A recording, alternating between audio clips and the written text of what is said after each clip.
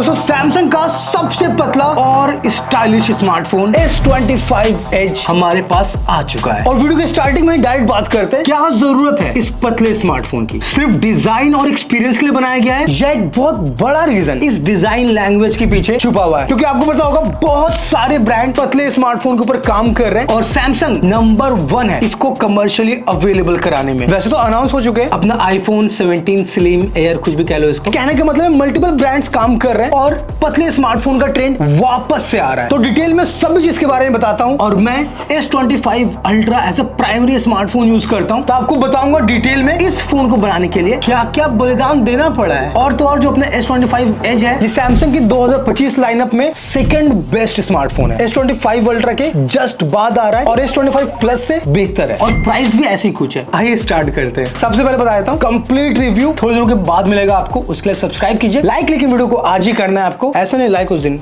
आज लाइक करो, सब्सक्राइब भी आज करो और पहली बार देख रहे हो तो प्लीज सब्सक्राइब करो। तो स्टार्ट करते हैं डिजाइन से। देखो पतले स्मार्टफोन्स के अंदर हमेशा से प्लास्टिक का यूज किया गया है ताकि वो हल्के बने और पतले बने, लेकिन सैमसंग ने एक बहुत बड़ा लीप लिया। यहाँ पे कोई भी कॉम्प्रोमाइज नहीं है, फील के अंदर, मटेरियल के अंदर, हर एक चीज एक फ्लैगशिप फोन की तरह है। जैसे इसका बैक फोन का बैक ग्लास विक्टर्स 2 की प्रोडक्शन के साथ आ रहा है। फ्रेम टाइटेनियम का है। Front glass gorilla glass ceramic 2 है। ये वाला ग्लास दुनिया में पहली बार आया है इस फोन के साथ। अगर नंबर्स के बारे में बात करें 5.8 mm की थिकनेस है, 163 ग्राम का वेट है, जो इतनी अच्छी बिल्ड क्वालिटी के हिसाब से बहुत ज्यादा अच्छा है। जब मैंने फोन को फर्स्ट टाइम फील किया ये सच में बहुत ज्यादा पतला और हल्का फील होता है और मेरा फेवरेट लगा ये पॉकेट में ना बड़े आराम से स्लाइड हो जाता है, जो एक्सपीरियंस में ऐड कर रहा है। बाकी इसका पतलापन एक्सपीरियंस करा देता हूँ। तो हमारे पास कुछ कमाल की वस्तु है जो आपके घर में मिलती है, तो आप नाप के देख सकते हो घर पे। मैं आपको बता देता हूँ कितना पतला है। ये रहा फोन, ये रहा 10 का सिक्का, 3 सिक्का। भाई मेरे स्टूडियो की चाबी है, कोई कॉपी नहीं करेगा। बड़े ताला की चाबी है ये और 2 चाबी में काम हो चुका है, चाबी थोड़ी सी बड़ी हो गई। क्रेडिट कार्ड्स 1 2 3 4 5 कार्ड्स के बराबर आ रहा है। और ये है सबसे पतला पेन जो मैं ढूंढ पाया अपने स्टूडियो में।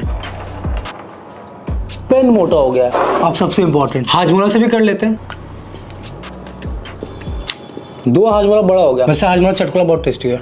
वैसे phone complete feel S25 Ultra ही वाला है, लेकिन 30% स्लिम बॉडी के साथ। और ये आपको 2 कलर में मिल जाएगा। हमारे पास इसका टाइटेनियम सिल्वर कलर, दूसरा है टाइटेनियम जेट ब्लैक कलर, एक ब्लू कलर भी है जो इंडिया में शायद नहीं आने वाला है। और हाँ भाई इसके डिफरेंट केसेस भी हैं जिसको हमने खरीद लिया है, फुल रिव्यू में दिखा देंगे। लेकिन आप लोग बोलोगे भाई फोन इतना पतला तो केस को लगा रहे हैं इसके ऊपर। भाई पतले फोन पे केस लगाओगे तो भी उतना मोटा नहीं होगा, क्योंकि नॉर्मल फोन पे तो केस लगता है, तो इवेंचुअली आपको पतला फील होगा, इसकी गारंटी मैं दे रहा हूँ। चलो ये सब तो बात थी डिजाइन की, लेकिन सैमसंग ने ये फोन लॉन्च क्यों किया? अगर आपको याद होगा सैमसंग का एज सीरीज 10 साल पहले आता था, लेकिन एज का मतलब था उस वक्त कर्व फोन। 2014 में आया था सैमसंग गैलेक्सी नोट एज और वहीं से कर्व स्मार्टफोन की शुरुआत हुई थी। लेकिन अब एज का मतलब बहुत डिफरेंट हो चुका है। ये वाला फोन भाई आगे पीछे चारों तरफ फ्लैट है और पतला फोन बनाना सैमसंग के लिए बहुत बड़ी बात नहीं है। 2015 में सैमसंग A8 आया था, उसकी थिकनेस थी 5.9 mm और ये फोन उसका रिकॉर्ड तोड़ रहा है 5.8 mm के साथ। तो आप समझ सकते हो पतले फोन इतिहास में बन चुके हैं, लेकिन उसका ट्रेंड वापस आ रहा है और उसका सिंपल रीजन है सैमसंग का S25 Ultra, जिसको इतना बड़ा और हेवी वाला फोन नहीं चाहिए, लेकिन टॉप नॉच फीचर चाहिए। उसके लिए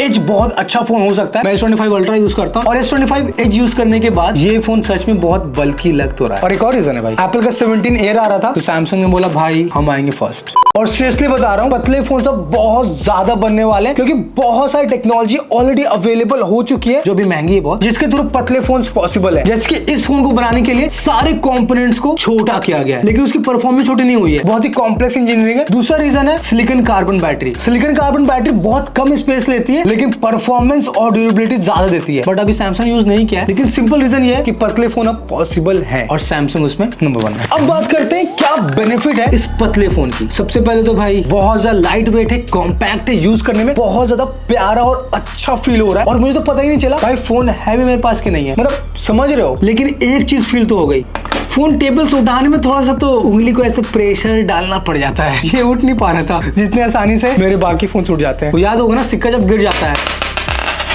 इसको उठाने में दिक्कत होती है, एक नया एक्सपीरियंस है मेरे लिए। एक और चीज है कि बहुत ही लेटेस्ट टेक्नोलॉजी है। S25 एज यूज करोगे डेफिनेटली आपको एक्स्ट्रा अटेंशन मिलेगा कि भाई इसके पास एज है, मतलब ये अलग इनोवेटिव फोन यूज कर रहा है। तो आपको वैसा कुछ फील चाहिए तो डेफिनेटली एक एज लेके आ रहा है ये एज। एक दो प्रॉब्लम्स भी हो सकते हैं पतले फोन के। पहला प्रॉब्लम तो हो सकता है बैटरी बैकअप का, जो मेरे हिसाब से बड़े आसानी से फिक्स हो सकता है। दूसरा प्रॉब्लम हो सकता है हीटिंग इशू का, जो ऑलरेडी S25 एज ने फिक्स कर दिया है। सैमसंग ने इसके अंदर स्लिमेस्ट हीट डिसिपेशन यूज किया है, मतलब thinnest vapour chamber, thinnest mesh, और जो बॉडी और मेश के बीच में जो स्पेस होता है उसको भी रिड्यूस किया गया। अगेन इंजीनियरिंग वाला बातचीत है जिसमें सैमसंग नंबर 1 है। और अगर फोन के एक्सपीरियंस के बारे में बात किया जाए, देखो इनिशियल इंप्रेशंस में फोन का डिस्प्ले कंप्लीट फ्लैगशिप है। 6.7 इंच का QHD plus dynamic AMOLED display है ये, just like Samsung S25 ultra, बस इसका साइज छोटा है क्योंकि कॉम्पैक्ट फोन है। 120 हर्ट्ज का रिफ्रेश रेट है और फोन की ब्राइटनेस भी काफी ज्यादा अच्छी लगी मुझको, लेकिन इसके अंदर एंटी रिफ्लेक्शन अब नहीं मिल रहा है। अगर आपको डलवाना है तो आपको एक्स्ट्रा पैसे पे करना पड़ जाएगा, उसके बारे में बात करेंगे फुल रिव्यू में। ओवरऑल एक फ्लैगशिप डिस्प्ले, परफॉर्मेंस के लिए Qualcomm Snapdragon 8 Elite for Galaxy chipset है, जो one of the best chipset है एंड्रॉइड फोन का, और फोन के साथ आपको मिलने वाला है AnTuTu बेंचमार्क्स एंड एवरीथिंग बाद में। लेकिन इनिशियली आप समझ सकते हो फ्लैगशिप प्रोसेसर है तो मक्खन मजा आएगा, परफॉर्मेंस में कोई दिक्कत नहीं। लेकिन मैं यहाँ पे एक चीज कहना चाहूंगा, जितना हम हल्के में ले रहे हैं भाई, इतना पतला फोन बनाना इतना आसान नहीं है, क्योंकि मुझे मेजर प्रॉब्लम बस हीटिंग की लग रही है कि पतले फोन में हो सकता है, लेकिन इनिशियल इंप्रेशंस में अच्छा काम कर रही है फोन, पूरा फ्लैगशिप फील है। और कैमरे के बारे में बात करें, इसके अंदर डुअल कैमरा है, 200 मेगापिक्सल प्लस 12 मेगापिक्सल, और दोनों फ्लैगशिप कैमरा है क्योंकि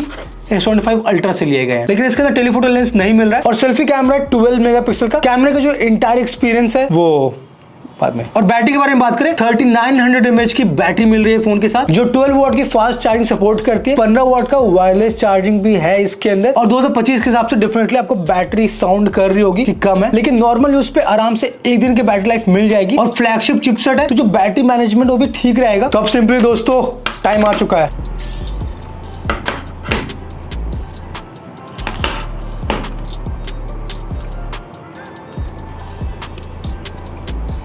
मैं हो चुका S25 एज पे शिफ्ट। बाकी डेटा ट्रांसफर कर लेंगे, अभी सब कुछ देखने की जरूरत नहीं है आपको, लेकिन फोन को आप प्री बुक कर सकते हो। अच्छी बात है कि 256 GB के प्राइस में आपको 512 GB वाला वेरिएंट मिल जाएगा सैमसंग S25 एज का। लिंक आपको डिस्क्रिप्शन में मिल जाएगा, वहां पे क्लिक करके आप चेकआउट कर सकते हो। और इस नोट के साथ आज वाली वीडियो क्लिक करते हैं कि वॉचिंग, मिलते हैं कंप्लीट रिव्यू के साथ और ऐसे अच्छे वाले टेक वीडियोस के साथ भी।